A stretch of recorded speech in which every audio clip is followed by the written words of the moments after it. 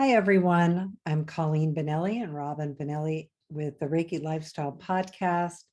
And we are really excited today to have Martha Lacy with us as our guest speaker. And so do you want to say hi, Martha? Hello, thanks for having me. I'm glad you're here. We'll talk about your bio in just a minute, and introduce you in just a minute. But just for everybody else, really the announcements that we have, we have animal Reiki classes coming up in November, and our distance Reiki share on Tuesday mornings, our social media and Reiki classes. Really everything is under ReikiLifestyle.com. And so I think I'd like to just get into the information and our conversation with Martha. Full disclosure, she and I talked already for a couple of hours this morning, and we've been working together for quite a few years now, and it's been really it was really a fun conversation. So I'm excited to kind of recreate some of that because it was so good. Anyway, okay. So Martha is Dr. Martha Lacy. She's a hematologist and oncologist and professor of medicine at Mayo Clinic. She's studied shamanism for 10 years. She's a Yusui Holy Fire 3 World Peace Reiki Master and Holy Fire 3 Karuna Reiki Master. And she's also a graduate of our Reiki Lifestyle Next Step Reiki program. And I loved that was part of your bio that way. It's really fun.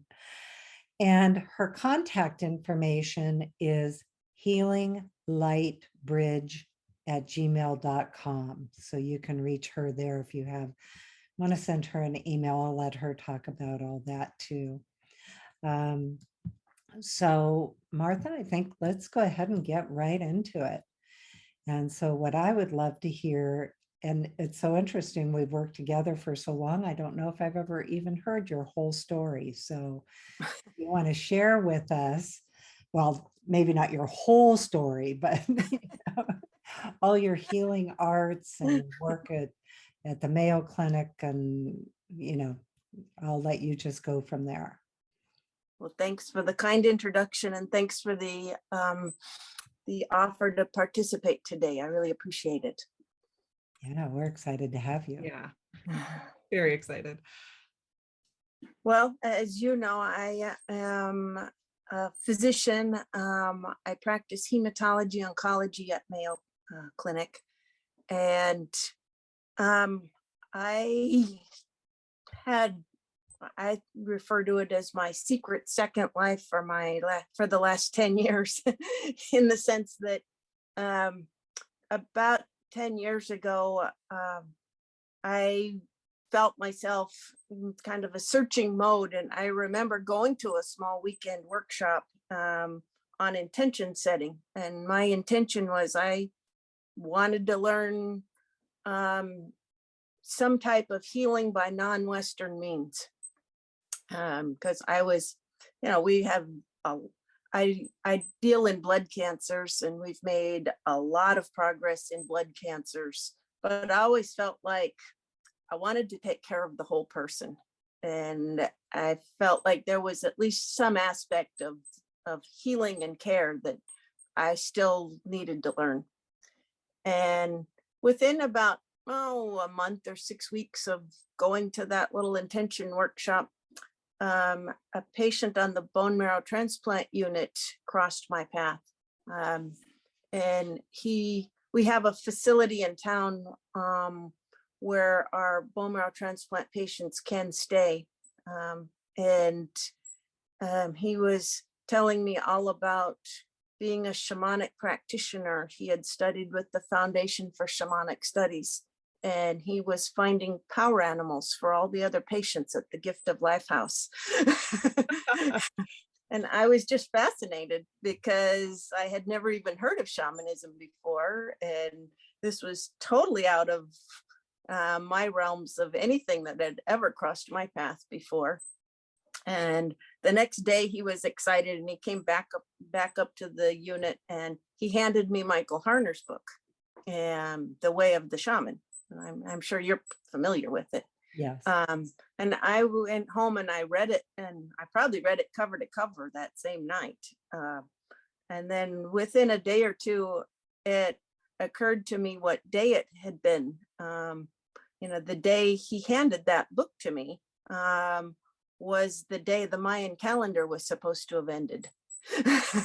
And I thought, that's not a sign from the universe. What is? I love it.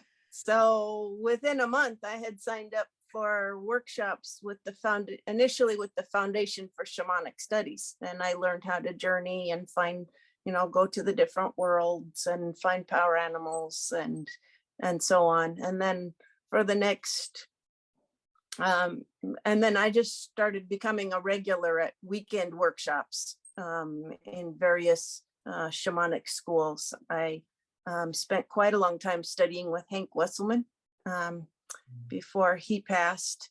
And all of my friends in shamanism were kept telling me I needed to get involved with Reiki, because they told me it would just complement what I was interested in a really profound way. And so I finally signed up for Reiki. I had actually discovered Light Song. I found their podcast. And so I started signing up for their classes, and I had heard you on one of Jan's podcasts. And then when I signed up for my Reiki, it turned out it was the session that you were co-teaching with Jill up in Minneapolis. And so I felt like it was meant to be. And as you know, I went on to do all my Reiki training with you, and I did your Next Step Reiki program. And I was very impressed with just how beautiful and graceful the Reiki energies were. They do a lot of the same types of healing that shamanic energies do, but they do it in a different manner. And I just loved the grace and the beauty and the simplicity of Reiki. And it also was a good bridge for me, because that whole time I was studying shamanism, I kept thinking all my colleagues at work will think I'm kind of nutty if I talk about it. It was like being in the closet.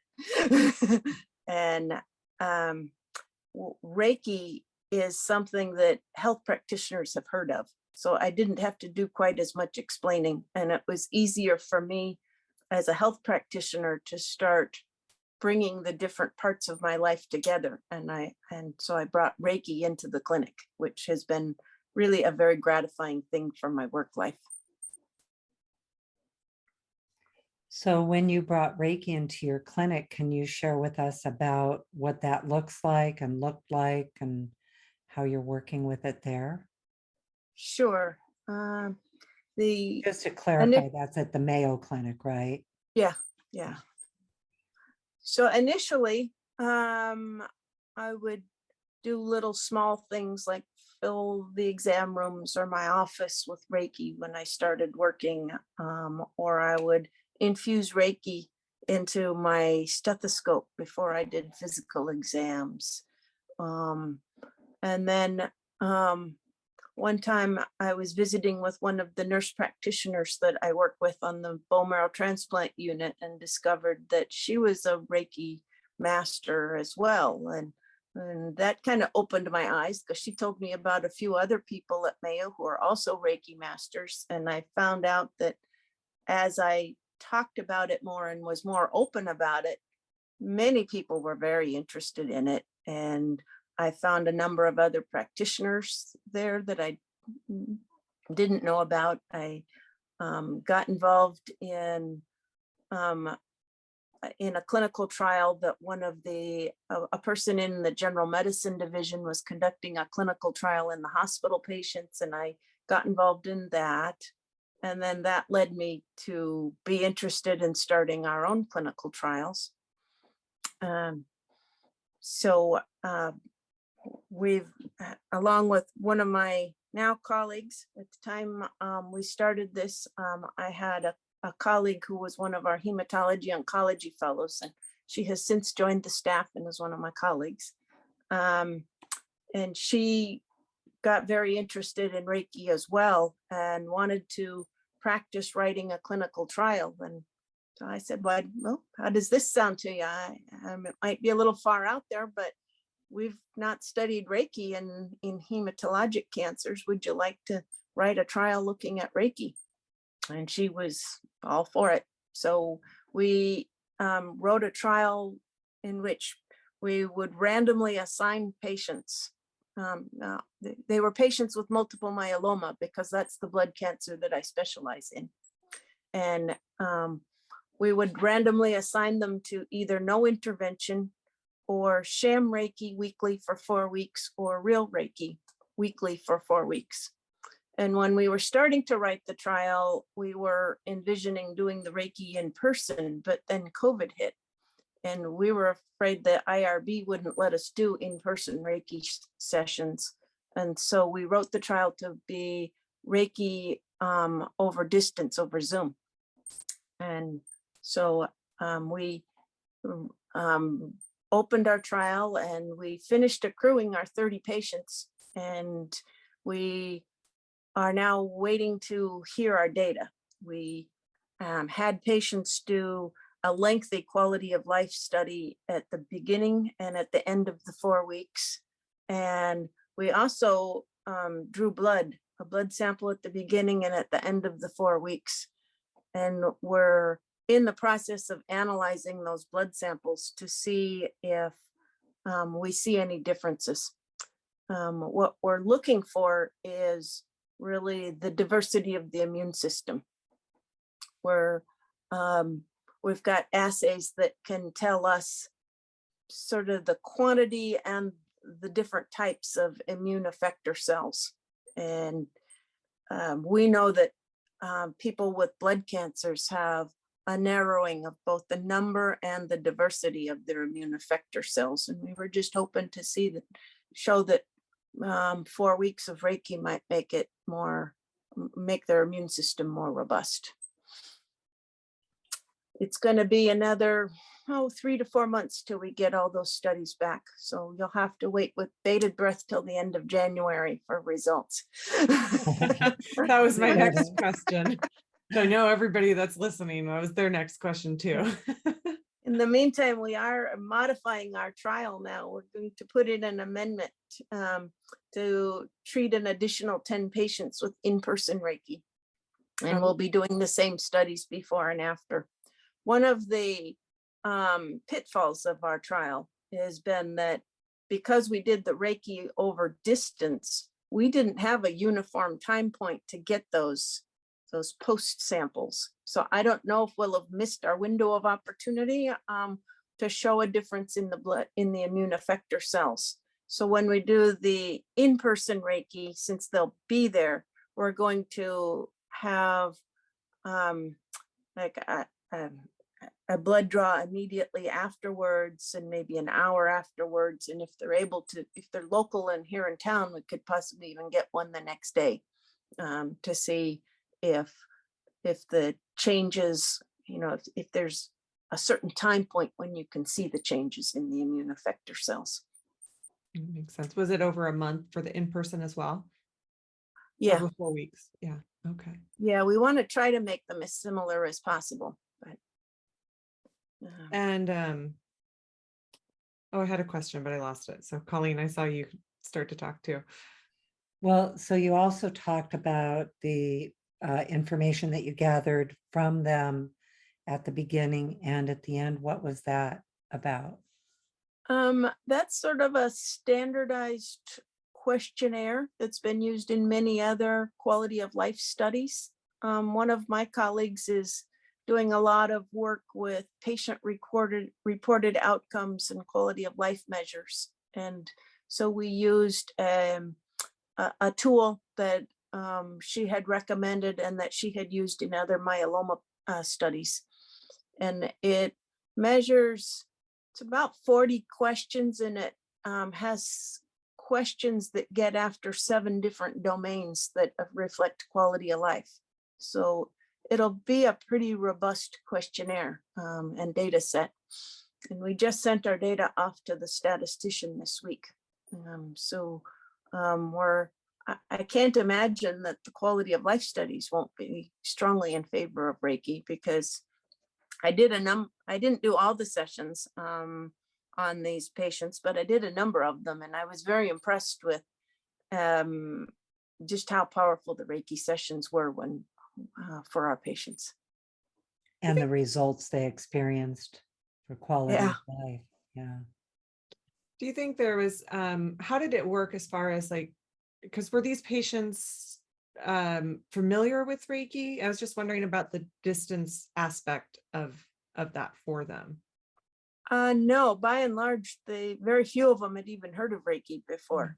And that was one thing we didn't think to collect information on. And so we're sending a questionnaire out to them to ask them if they had ever had Reiki before, and if so, how many sessions had they had before.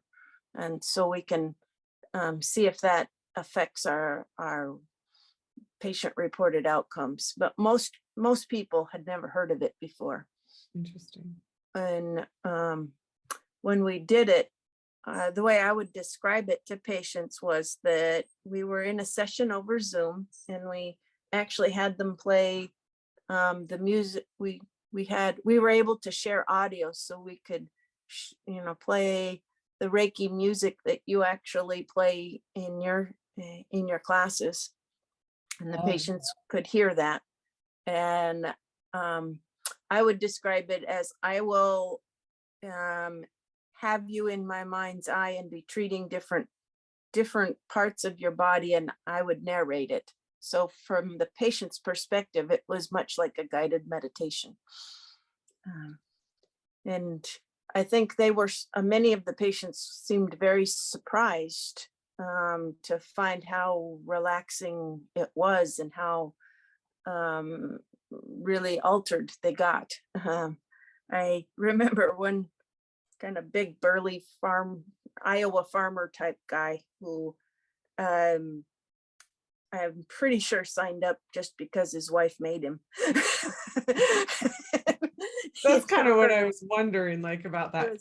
Convincing is the wrong word, but that kind of explaining to them. Yeah, he was clearly, with both his verbal and his body language, kind of skeptical. And I explained to him that some of the people just sit in a chair comfortably, and some prefer to lay down, and whatever he would like to do would be fine. And he was in a chair, and he's like, "Oh, I'm fine in this chair. I'll be fine."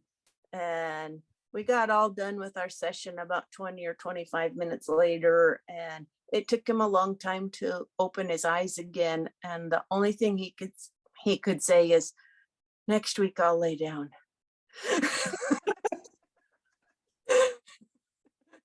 Perfect.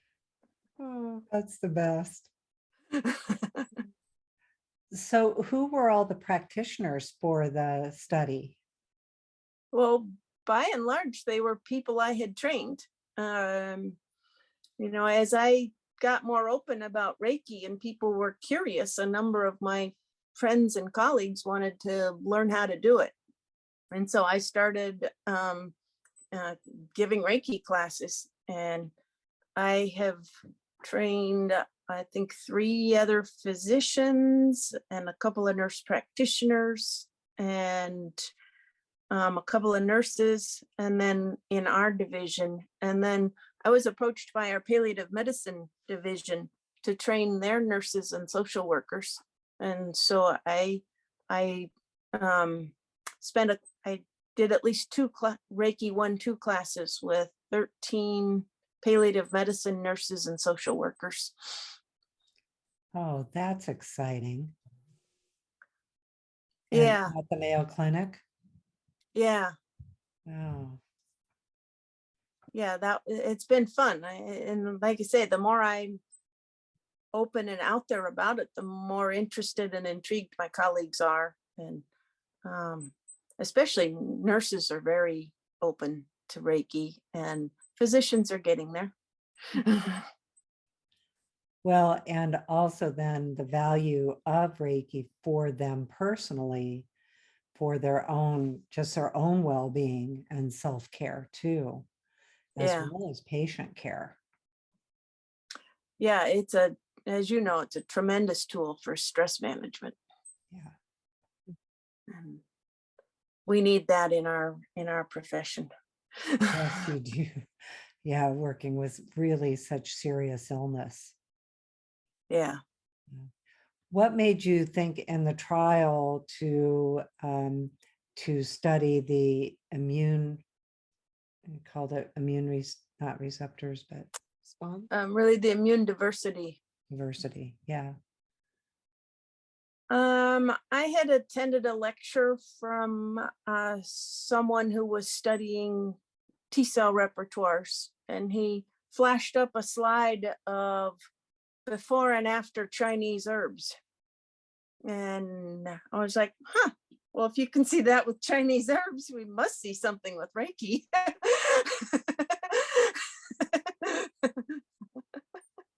Oh my gosh, that is so great. And even that he was talking about Chinese herbs, Yeah. the effects. Just the expansion of awareness of the possibilities of, like you say, additional healing methods and wellness methods and helping people, with the quality of life. That's so important during these times that they have, we all have the quality of life aspect that is improved as well. Yeah. And within medicine, I think a number of quality of life studies have been not necessarily poo-pooed, but thought to be lesser important than, say, the efficacy of drug X, Y, or Z. But I think, especially in the last few years, we've come to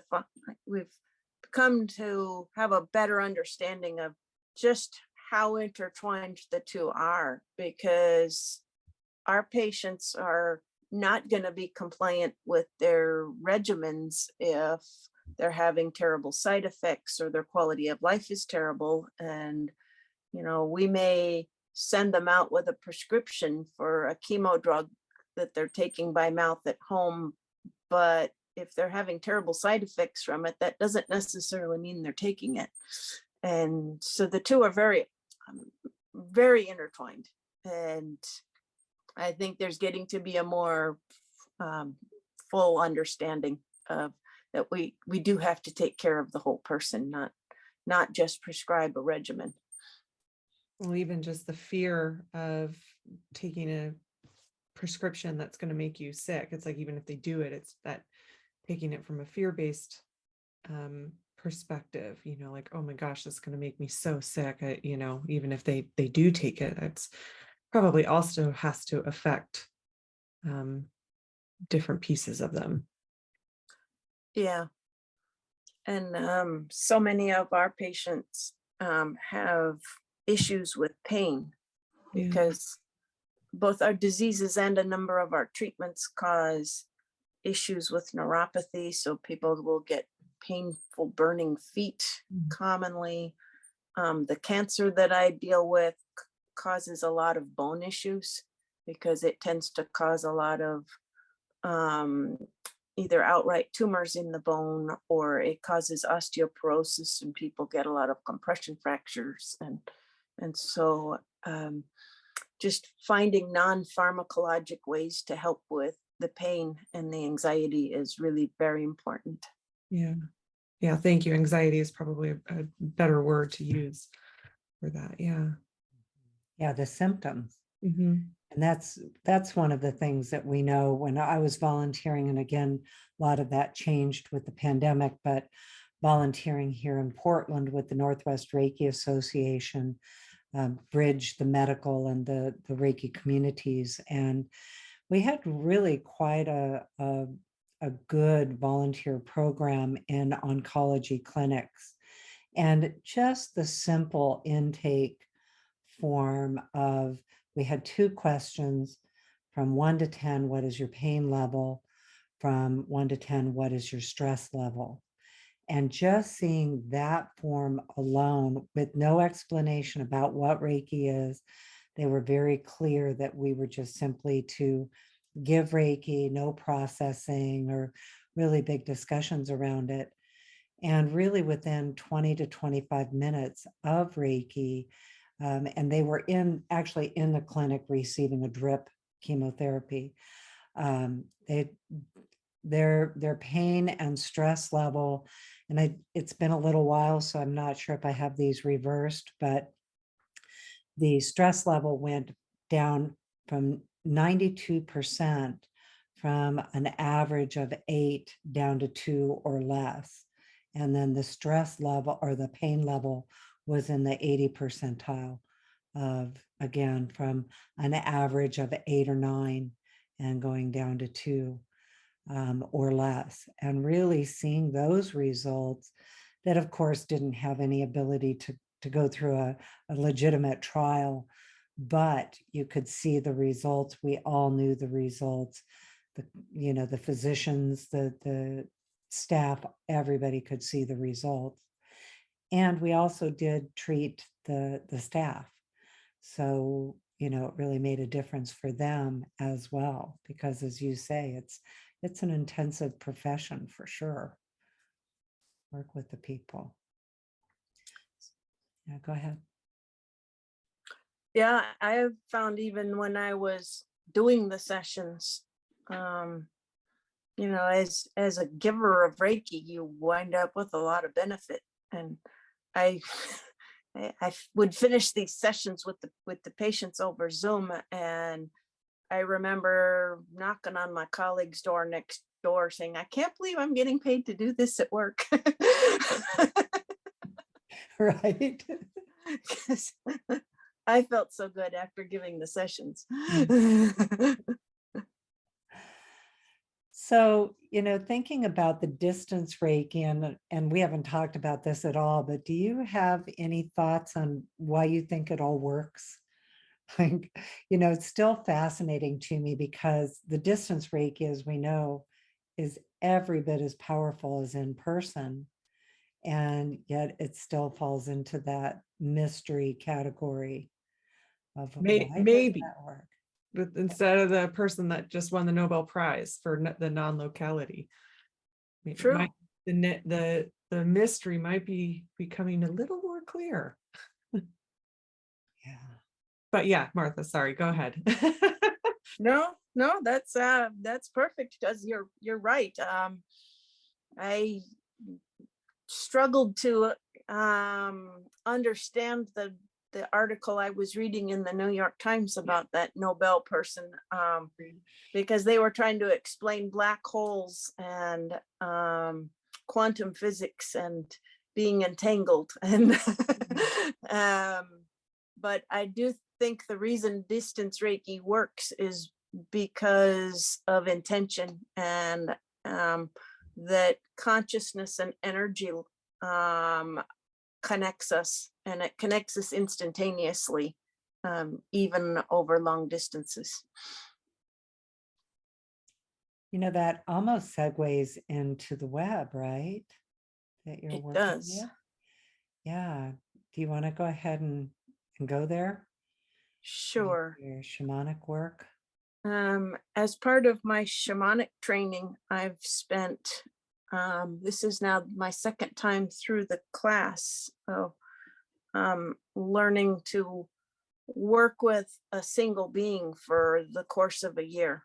And by going into shamanic journeys and learning to get messages from them. And the being that I've been working with this year calls herself the messenger of the web. And she describes herself as actually one among many beings that actually live within the web that connects all things. And it's been a fascinating year, because I think she came to me just so that I could understand more how the web works and be more intentional about how to work with it to make myself a better human. And so it's been a really interesting time this year, because when I when I did this last year, I found myself connecting with the planet Neptune. And Neptune was encouraging me to go beyond the bounds. Initially beyond the bounds out there, but then more and more as the year went on, to discover the vastness of inner space internally. And this being is sort of picked up where Neptune left off, in the sense that Neptune taught me how to go into the still point, and that the still point wasn't just an abstract idea, but it was actually a place internally that you could learn to journey to.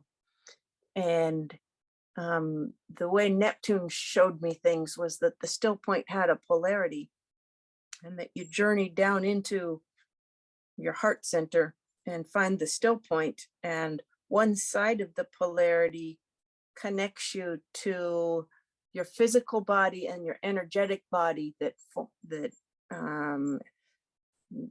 forms the imprint for your physical body, and the other pole of the still point connects you to the web that connects all things.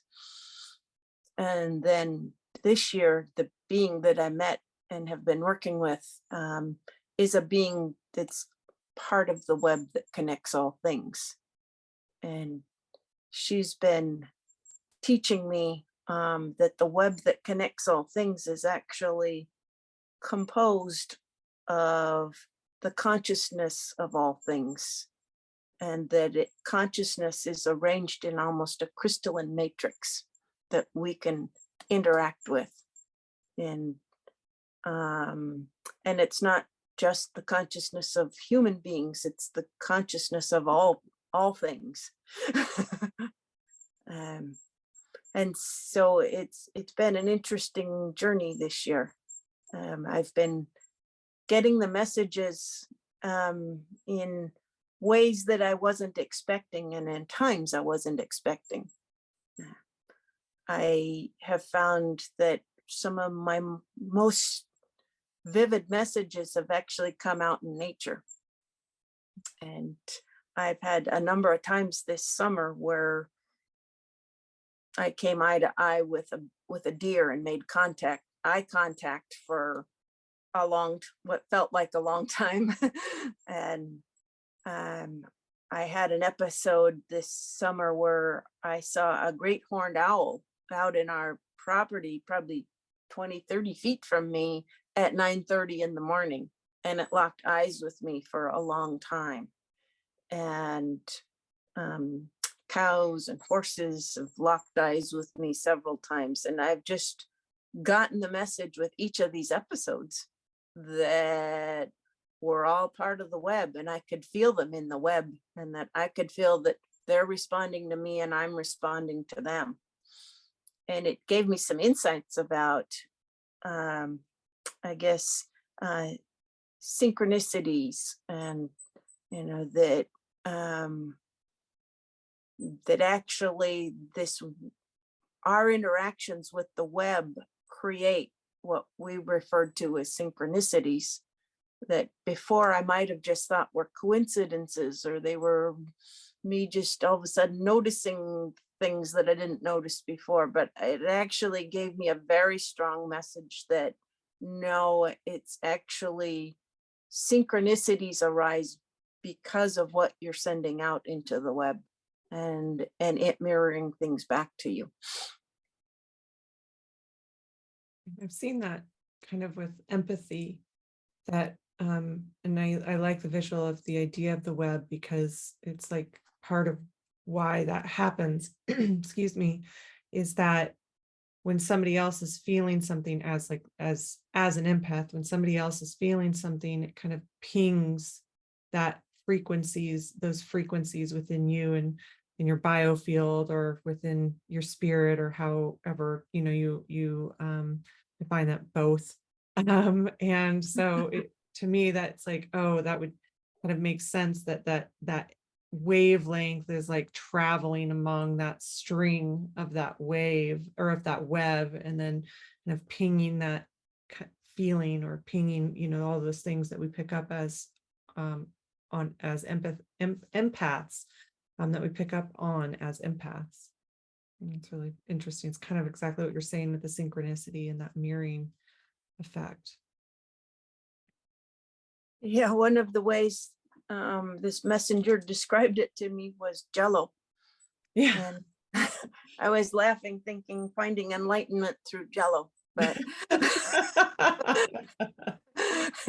but she said humans are used to thinking that the space in between things is empty, and it's not empty.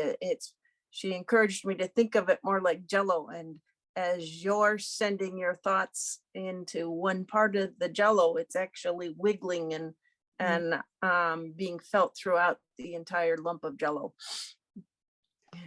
I loved that too when we were talking about that this morning, and I was laughing, Robyn, because how you'll say, "Mom, squirrel," you know, when my attention goes somewhere else. And I said, now it's going to be, okay, Jello. I'm in the Jello. Just tapping into the Jello.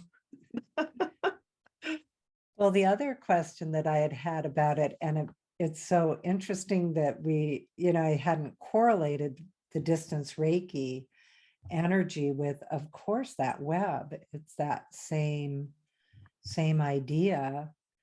And also the other one that we talked about today too was somewhat about morphic resonance. And that would be another explanation.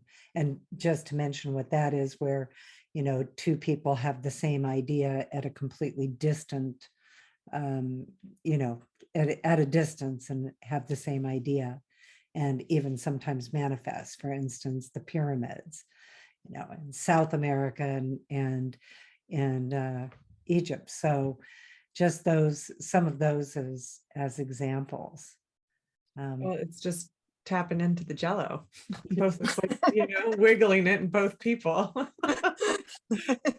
It's also such an amazing visual, you know, like, because it is something that we can kind of all visualize. I love it.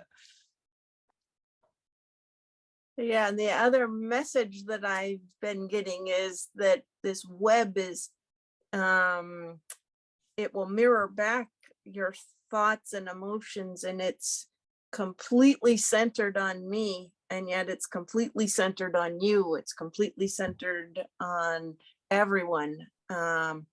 And so in that way, each of us does have agency and in co-creating and shaping our world. Well, and I love too the idea, because it had only occurred to me in this way, that I realized this morning when we were talking about it, that my initial thought of, like you say, picturing the web would be that there were strands and space in between. And so I love the idea that that's not exactly how that works. But I totally just forgot what I was saying too. I just totally lost track. I'll remember it in a minute. So, oh, and then the other idea that we were talking about is the concept of mistakes. Yeah. This being started by telling me I needed to be careful about, be disciplined about managing thoughts and emotions, because everything gets reflected back. But it told me that it didn't want me to be paralyzed, you know, with that knowledge, because, you know, if you're afraid that every little thought and emotion is going to have, you know, have ramifications long after you send it out into the world, you can actually be afraid to do anything. And so it told me that not to be afraid of mistakes, because mistakes are actually the way we grow, and that the web can learn to actually use the mistakes to create things that are far better than what you would have imagined in the first place, and that it helps you break out of your own ruts with how you think about things. And it emphasized that we have tools for managing our thoughts and emotions without being paralyzed, and that just to try to remember to use imagination and playfulness and laughter and appreciate the beauty of things, and the small daily reverences, and that those were just all tools sent to us to help us learn to find our way through the web, and to use the web to co-create and make ourselves and our world better. Well, it sure explains so much of it. I remember what I was going to say was that I had pictured the web as, you were describing it just in my mind's eye as having that space. The other thing that I found interesting in my just initial thought around it was that I thought of it as human consciousness. And that was, even though I think separately, I would have had the concept that everything here has consciousness that contributes to the web. But I didn't realize that my automatic thought about it was that it was comprised of human consciousness. Well, it's natural for us to all take a human-centric perspective on it. Well, it lends so well to that communion piece, that idea of communion with the earth and communion with the animals. I know we talk about that in animal Reiki, but just in general, that idea of communion, it's like this web is consciousness of all things, moving to that place of oneness with all things. And how do we live inside the web when we're in communion, when we're one with the plants, all the way from the plants and the animals, but all the way to the earth and the solar system and the galaxies, and out beyond that too. So that's a part of consciousness as well. True.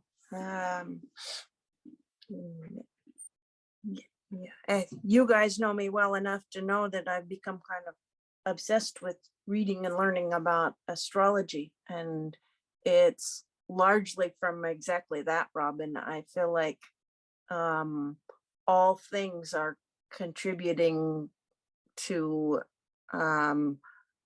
us, and it's and that the stars and the planets beyond the earth are all part of this same web of consciousness. And it's not that Saturn's out there messing with us, but that Saturn is out there creating waves of energy that we need to learn to surf, because the waves of energy will be there whether we figure out how to surf them or not. But that it's just all an energetic connection. Yeah, it's all frequency and vibration, and that is what we love about Reiki, is that Reiki, so the energy of Reiki and the frequency of Reiki so naturally elevates our frequencies into higher levels of consciousness and ways of thinking. Well, go ahead. No, go ahead. I was going to say we had a pretty good discussion about Venus, speaking of planets. So we'll probably post this after the event tomorrow, but of course that event lasts for months. So do you want to share about that? Sure. I was sharing with Colleen this morning that tomorrow is the day that Venus will make an exact conjunction with the sun. They call that Kazemi. And it actually starts off a whole new Venus star point.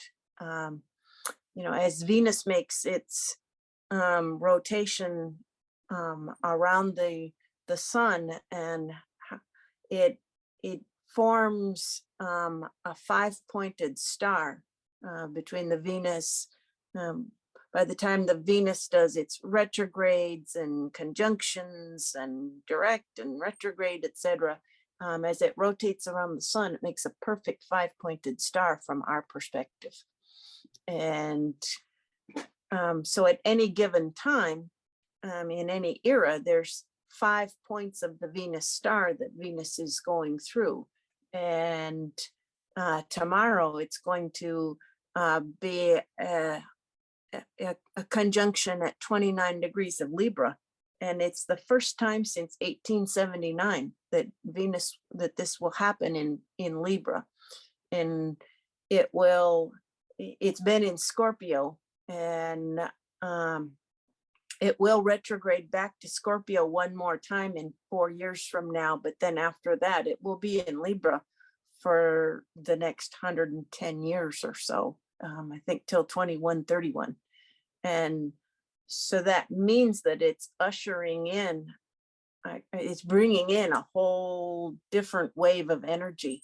And the astrologers I've been listening to have been really excited about that it's bringing in an energetic vibe that's committed to balance and harmony and fairness and equality, and probably a more of a rebalancing between the masculine and feminine for the next 100 years.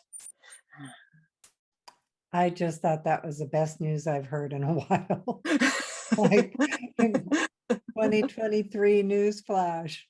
Venus is in Libra, bringing in balance and harmony, and because, you know, kind of correlating that with the web, I believe that that's so much of the work that we do with Reiki is contributing to these frequencies with our intention, with the energy that we are actually activating. And I think that Reiki energy is such a great energy for, as you were talking about, the mistakes, because it actually takes us so into solutions and takes us into those higher vibrations of, well, if this is the pain point, or this is the problem that needs to be solved, Reiki naturally increases our vibrations. And as we activate, you know, energies or pay attention to these energies, such as the Libra Venus energy, and just in, you know, we don't have to do a lot with that. It's just the intention that this is something that we want to have happen. We are looking for and trying to empower balance and harmony and fairness, and the thought that we're going into a 100-year cycle of the energy itself helping us do that. Like you say, we have tools.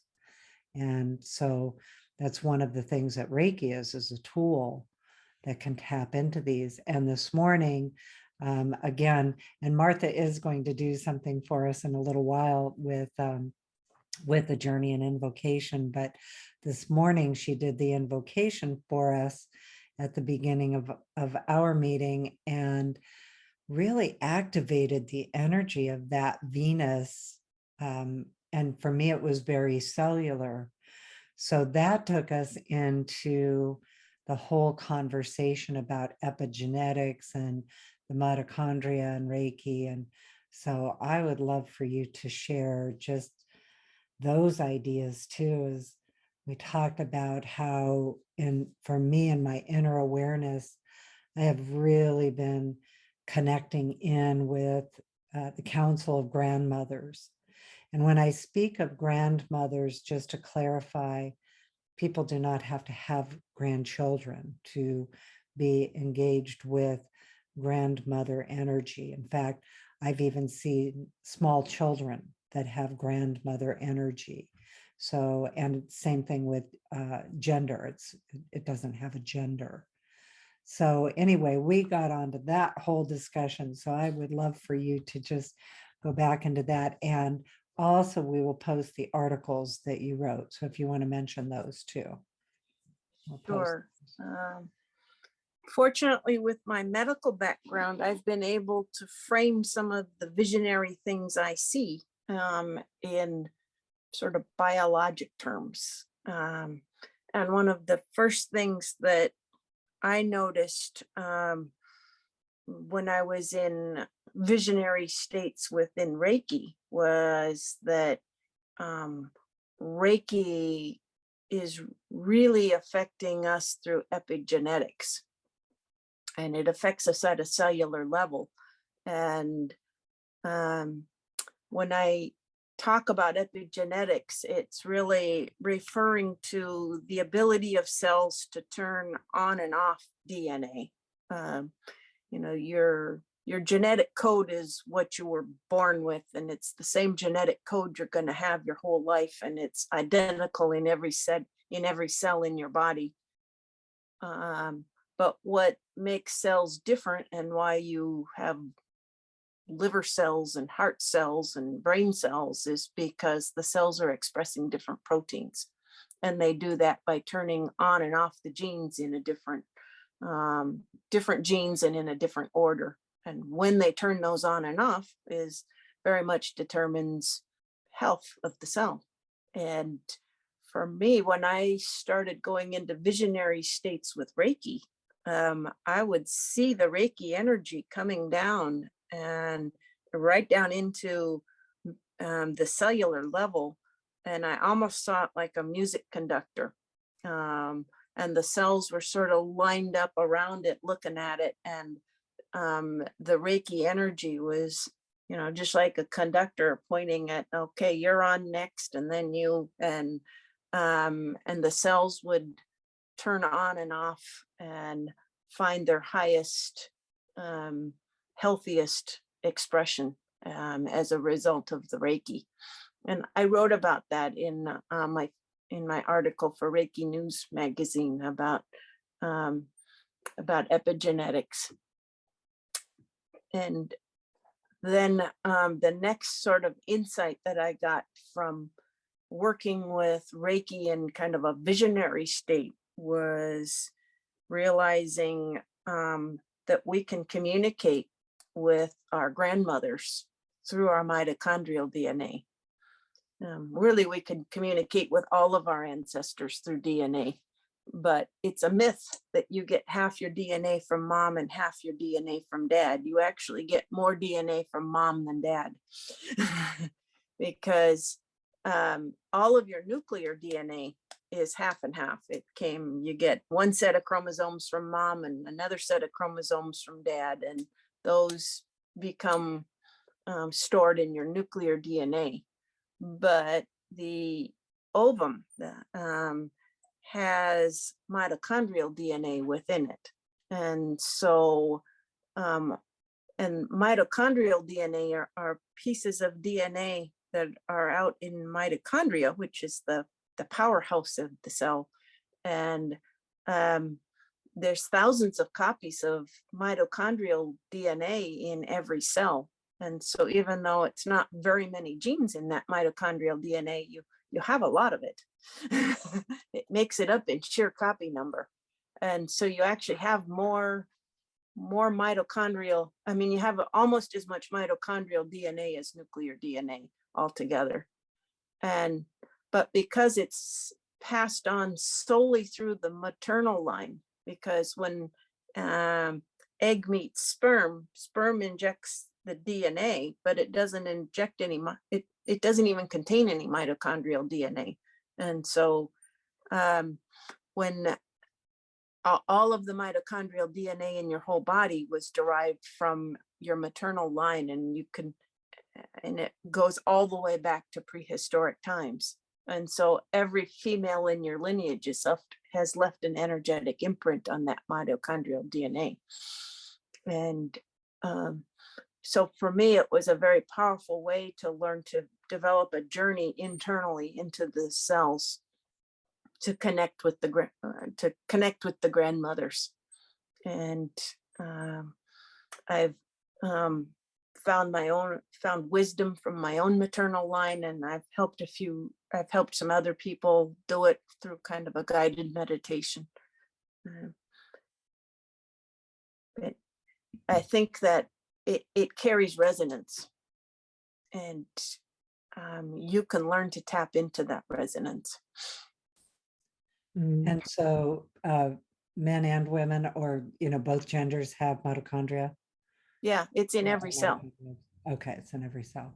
Yeah, it's attached to the powerhouse of the cell. And that's where the energy is made, in the mitochondria in each cell. And so, and there's thousands of copies, and there's thousands of mitochondria in each cell. And so it's in each cell. We all have a direct link to everyone that came before. Have you explored, Martha, the web that you were previously talking about within some of that, those concepts, and time, like past, ancestral? Have you explored that at all in some of the work? I'm just curious because we think of the web of consciousness as maybe just now, but it would have past and future as well, right? I would think. True. Yeah. I haven't really explored it in the context of the web, but it certainly makes sense that the web is part of what carries all of that resonance or stores it for us.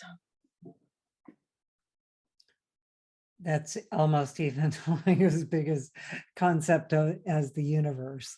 Yeah. How does all that work? How did all that get created? So we were also talking about the Venus energy and the grandmother energy being really important right now. Yeah. And I do believe Venus is very much tied in with the grandmother energy, because Venus and the moon are the only two planets in ancient astrology that were thought to be feminine. And whereas, all the other planets that you think of as part of astrology and part of our solar system, at least the way they've been described and astrologically, they're very masculine. And so there's a lot of weight put on both. It's a lot to carry for the moon and for Venus to carry that feminine energy. But I think Venus is very much about, if you think about grandmothers, they're very invested in making sure that we live our best lives.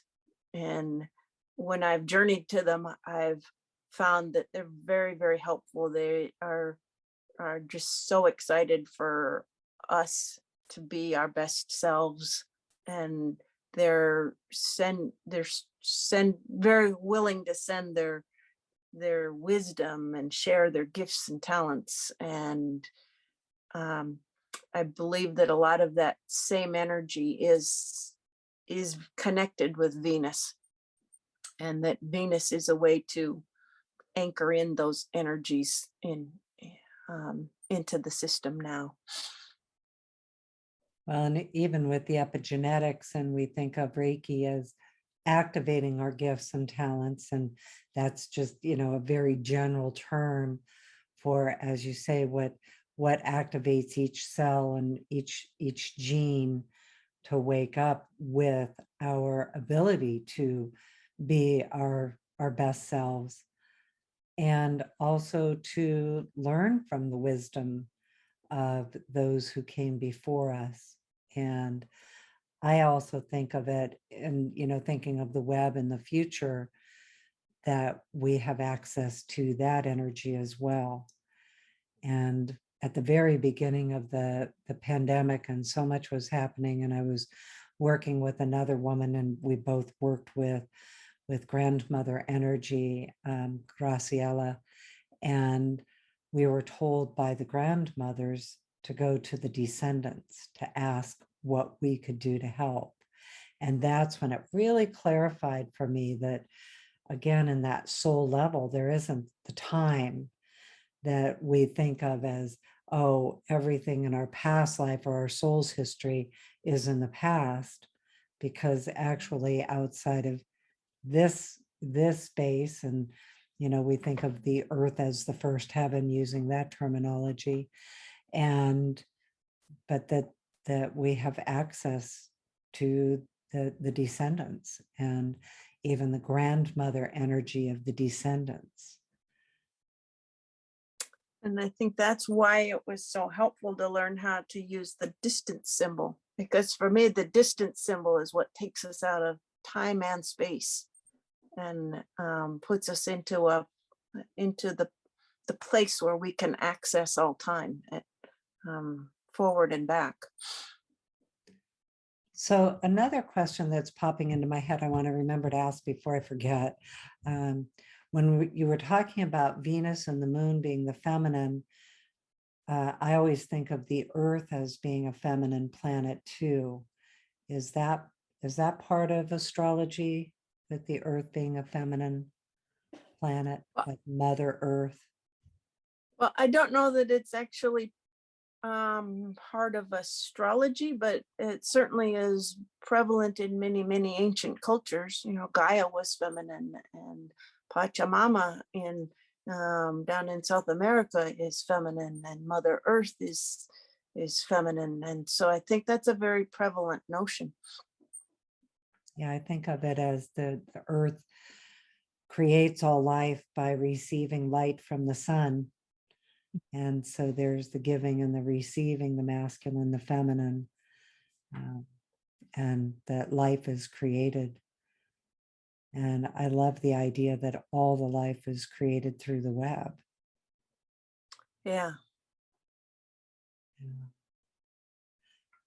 Well, you had talked about, or we had talked about, the potential of you actually taking us on a guided journey with the mitochondria. But before we do that, is there anything else you'd like to share about where you are in your process, and your future plans or anything like that too? I'm just excited to have a chance to be able to explore this kind of work. So true, right? Isn't it just so fascinating? And like I say, when I brought it to my work life, it was very much like coming out of the closet, and it's been a real gratifying part of the work life for me to be able to have Reiki be actually part of my day there, and to have people at work that I can talk about it with, and who are trained in Reiki. And I think more and more, I think medical professionals will discover it. I think it's more prevalent than people realize. It is more prevalent. I'm excited to work with one of my students, and I'm mentoring her through the licensed teacher program. Sue Machado is in Brazil. And in Brazil, Reiki is taught in the medical universities, veterinary training. Reiki is part of their hospital systems, their research. So I'm going to be talking to her. We'll be talking to her on Monday, which that will be a little while from now, about all of that too. So I'm really excited to hear how it is so prevalent in the medical systems in Brazil, and That's great. what their research is, what they're doing with their research too. Because I do think it's pretty global. A lot of the countries use a lot of Reiki in their medical systems. And of course, it's gaining prevalence here too. Pandemic slowed it down a little bit just because of the research and being in person, and a lot of the programs people had started, then needed to move into either a distance Reiki type of a program, which had all of its other things that had to follow through with that, including then the staff connecting the the Reiki practitioner with the patients and things. So I think now we'll be heading back into a rebuilding of a lot of that opportunity to practice Reiki in the medical setting. Because as we know, it definitely helps with that quality of life. That we know. We don't need studies for it, except we do have to have studies for it. True. Those of us practicing know that, we have the results. The results are in. We get to Yeah. see that it works and it helps people. Yeah, I have no doubts that our quality of life questionnaire will strongly favor Reiki. It will be curious to me what the sham Reiki shows. Oh, But right.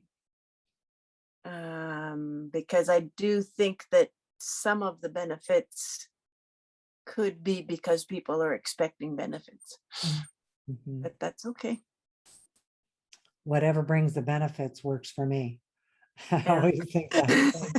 Well, I'm not so sure if I'm that concerned about whether it's placebo or real, because if it works, it works. But then that's my non-scientific viewpoint. So non-medical viewpoint. I'm like, I just want the results. Yeah, well, I think medicine is for a long time looked at the placebo effect as a bad thing, and I think now they're coming around.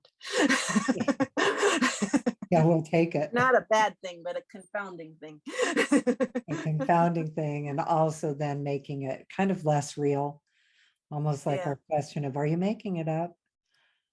right. Not exactly. Well, anything else that you want to share, or Robyn, any questions you have?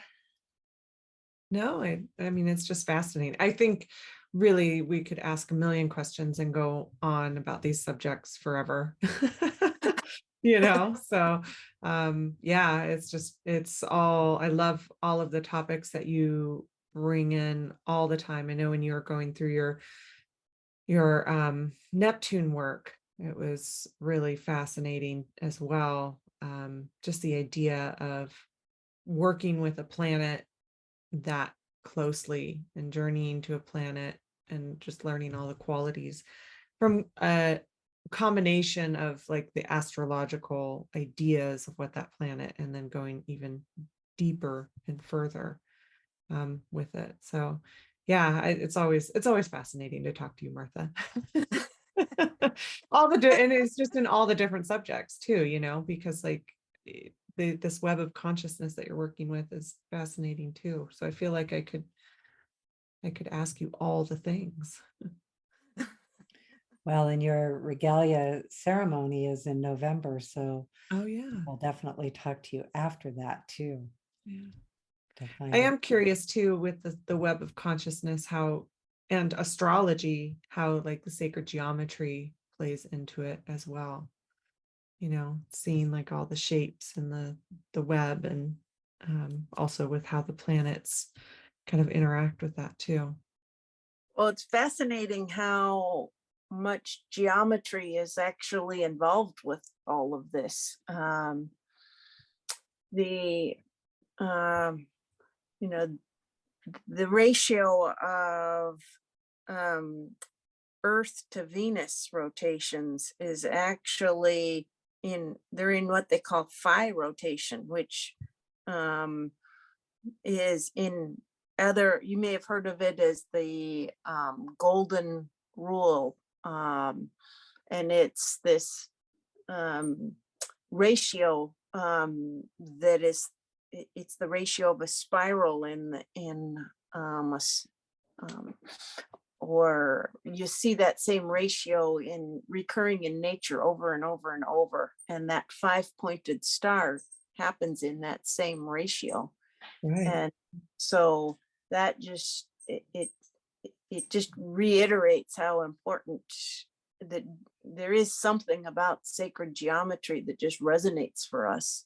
And even just the star, the planetary cycles. I was mentioning to Colleen this morning that as a country, we're going through our Pluto return, and Pluto takes 248 years to go around the sun and come back to the same place it was. And as a country, we're going through that right now. But this whole Venus star point cycle is a 251-year cycle. And one of the people that's revered in this Venus work is a astrologer named Ariel Gutman, and she was talking about how in mythology, you'd never hear of Pluto as being associated with death and rebirth. You hear Pluto being associated with destruction and death, but there's no mythology about Pluto being the one that rebirths things. And she was proposing that it's actually because the Venus cycle is happening shortly after the Pluto cycle, that's actually where the birth comes from, and that's the feminine, the feminine principle coming in to grow new cycles, new everything once Pluto comes in and does his work. And she was also pointing out that there's a resonance between the Neptune cycle and the Pluto cycle, that as we're having our Pluto return as a country, we're having a Neptune opposition, because there's roughly two Pluto rotations for every 3 Neptune rotations. And Uranus is on an 80-year cycle, so it's also coming around too. They're like, as a country, we're going to be hitting these things one right after another. And to me, that just reinforced the whole notion that, wow, geometry just happens. Yeah. Well, if you think about building anything and creating anything, you have to have blueprints, right? Like, essentially, like there's a blueprint for it, and that would be true for the formed reality as well. Like when it has to go through creation. I mean, we think of it as like, however you think of creation, like, that can be from the Big Bang to let there be light to all of the different ways, but it still would have to have, in order to have some sort of semblance of, how things are working together, there would have to be some sort of blueprint. And we know, like, our DNA is a blueprint of how we're formed and created. And like, so to me, it would, and actually what I've seen in some of this work as well, and some of this journeying work, is that is a part of the sacred geometry, or the geometry in general, and the sacred geometry is, and I'm not the only one, obviously, that's what sacred geometry is about, is that it is like, it's the blueprint for how it is all, created, and why we find it so commonly in all of these different aspects of planet, from the big things, the universe, the solar system, down to the little, such as a nautilus shell, such as in, like even the Vitruvian Man, like that idea of how this is, our the perfect human type idea. So yeah, it's really fascinating about the Venus part of it too. It's also the synchronicities. I had an astrology reading right before this, and we talked about all of this. I just love it. It's like, you're just thinking of like, oh my gosh, this is just wild how this is all kind of coming around. Well, that was another thing we talked about today too, was again, just that initial impression of what you think a word means, or an initial surface definition. And I was talking about how I always thought of like synchronicities as something that just happened to me, or I stepped into somehow. And this understanding about the web made me realize, well, wait, we actually co-create the synchronicities as well. So it's not so much of an outside force, although I think there's that too. As certainly I've had some things, especially with Reiki, when suddenly you've been called by Reiki to a point in a specific moment, to be able to help. I can think of different times that, I've had immediate thoughts of, I have to get up and I have to go do this right now, and then find out that I was there because I needed to help somebody with Reiki. And again, synchronicity, but also that mirroring of the web. It's Mhm.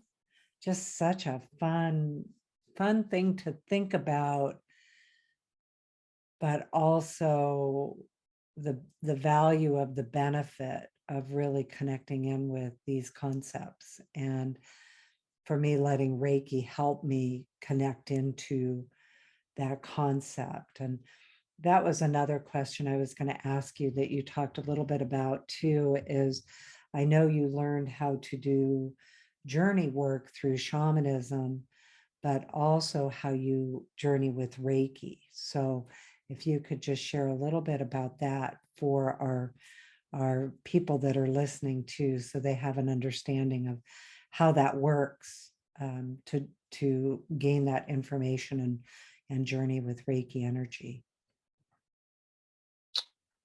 Well, I guess I still follow a lot of how you taught me to do it, in your next step classes, with um, whether it's out loud or in my mind's eye, anchoring in the different the Reiki energy, and calling in the symbols, or at least the energy of the symbols.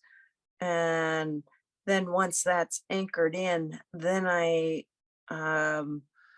allow myself to be guided. So it's almost like I put myself in a bubble, a supercharged bubble of Reiki, and then allow myself to be guided to where the journeys will take me. And So yeah, we'd love you to do a journey for us, okay. to guide us with one. But is there anything else you wanted to say about that, with journeying with Reiki? Did you want me to do the one to the grandmothers? Or I could do one to the grandmothers that I've done before, or I could just step out there and see what flows with journeying to the Venus energies, the Venus in Libra energies. And I could, but that would be one that I would be free forming. What do you feel guided to? Either Uh, one looks great for us. yeah, I could do either one. If you would, I think the the Venus one is timely right now with this new star point coming in. So I can try that. Okay. I think that's a great idea, because it actually, the grandmother energy is inherent in that also. So it will, whether it's in the journey or not, it's still going to activate with that energy too. Okay, go ahead and get comfortable and close your eyes and breathe in the light of Reiki. And as the light travels in on your lungs, feel it diffusing into your blood and into all the cells in your body. Breathe in the light of love. And just feel it as it honors and awakens the cells throughout.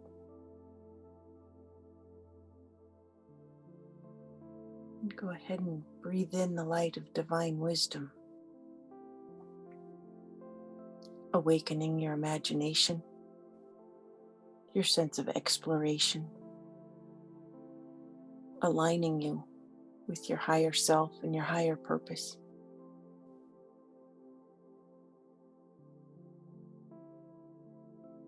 And breathe in the light of the divine heart, the light that takes you outside of time, outside of space, and into the place of pure sacred space.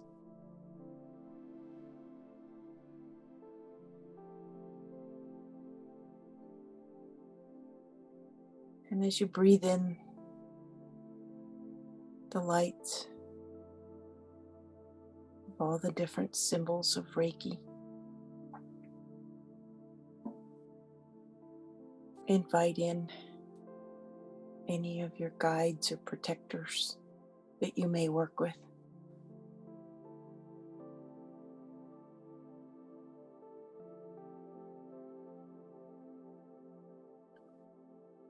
And notice the bridge of light forming in front of you. And go ahead and step towards that bridge.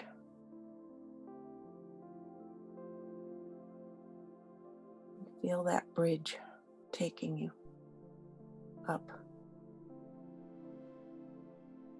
Follow the bridge.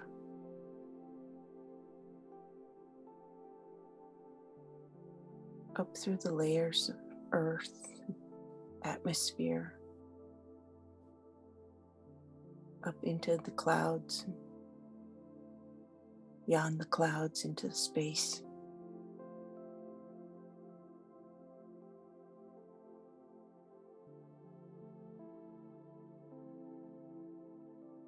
And see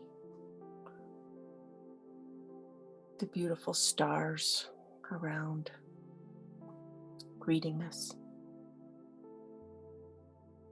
sending their light to support us.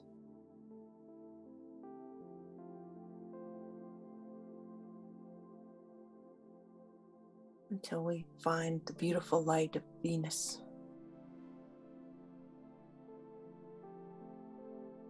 Feel her love just flowing, embracing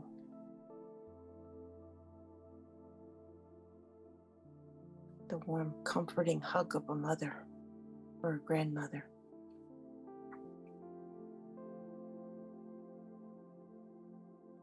And as you breathe in the light of Venus, feel how that settles into your cells. The comfort, the harmony.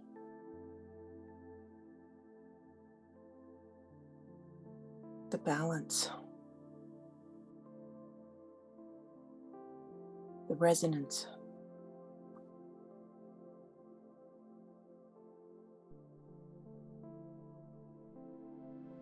Feel that light of Venus washing over you, washing through you.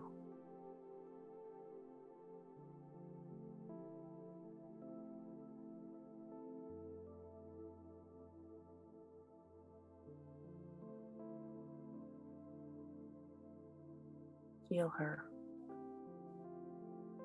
wanting the best for each of us, for our planet.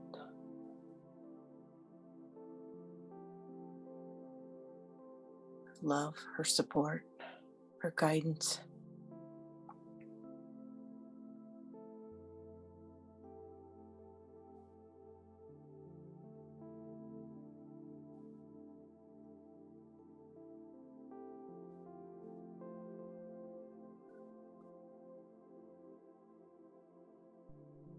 Feel the warmth of Venus appreciating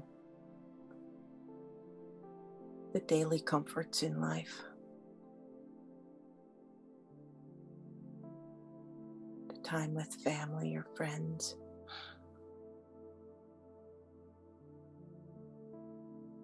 Exchange of a warm glance or smile.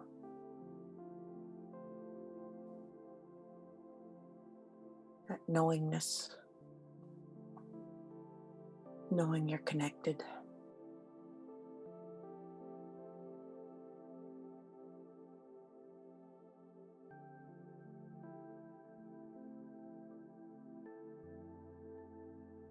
Feel that Venus energy as she invites you to enjoy a warm cup of tea or a walk in nature.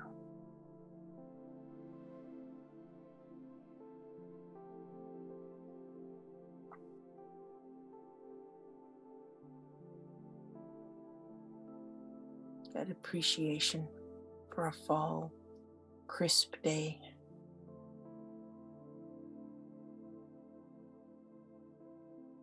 Hearing the leaves crunch under your feet, feeling the cool breeze,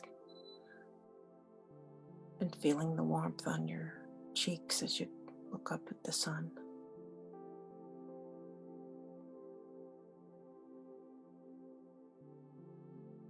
All these things are part of the daily reverence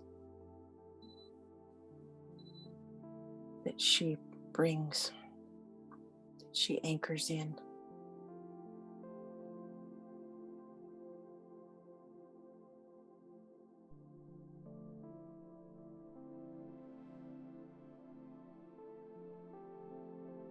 Feel the light of grace, beauty, of appreciation.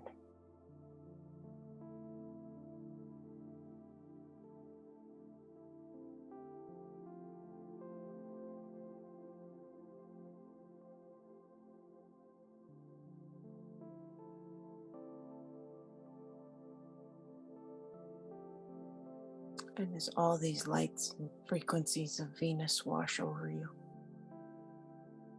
just feel how that settles in your body.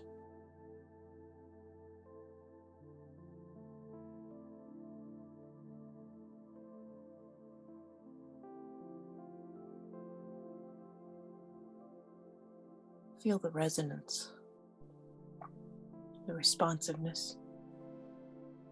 Welcome in that light of grace and beauty, harmony, balance.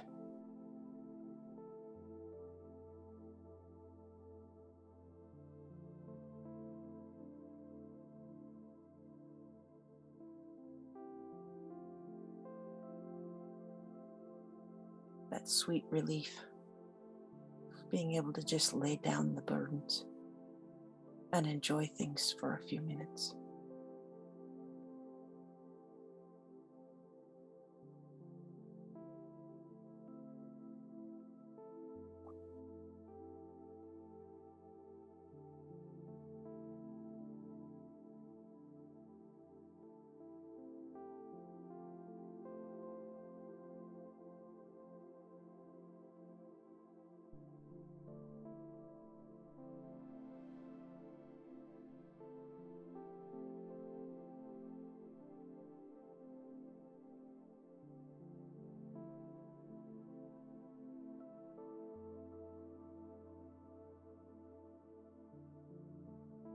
And you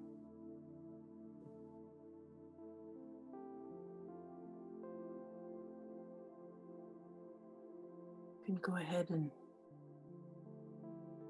stay with Venus as long as you wish.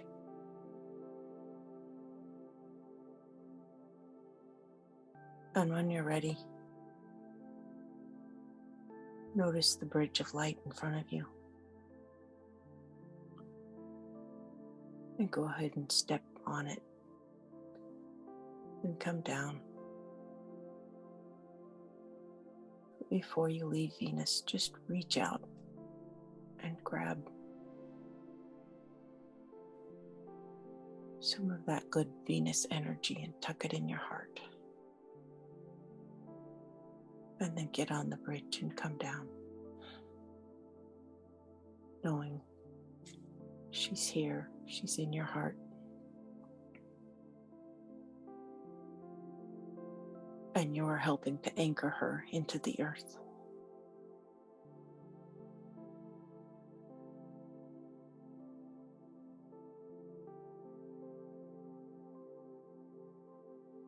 And when you're ready, you can return to the here and the now.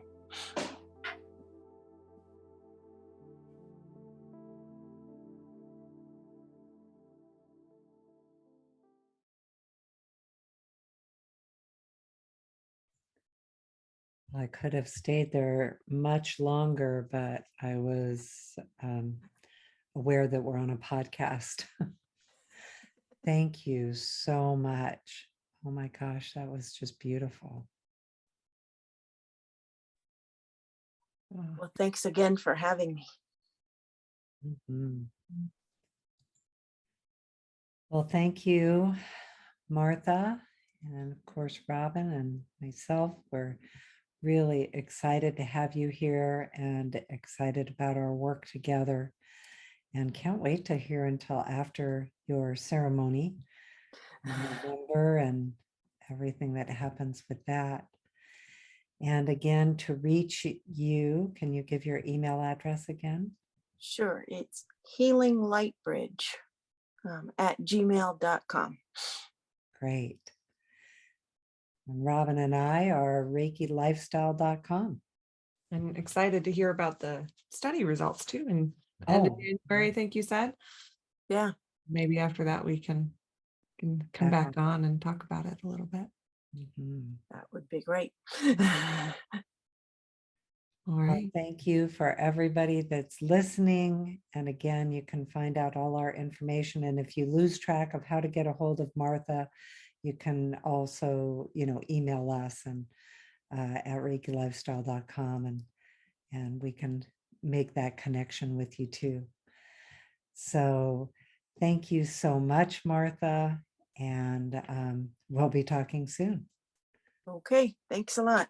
Bye now. Bye now. Bye-bye.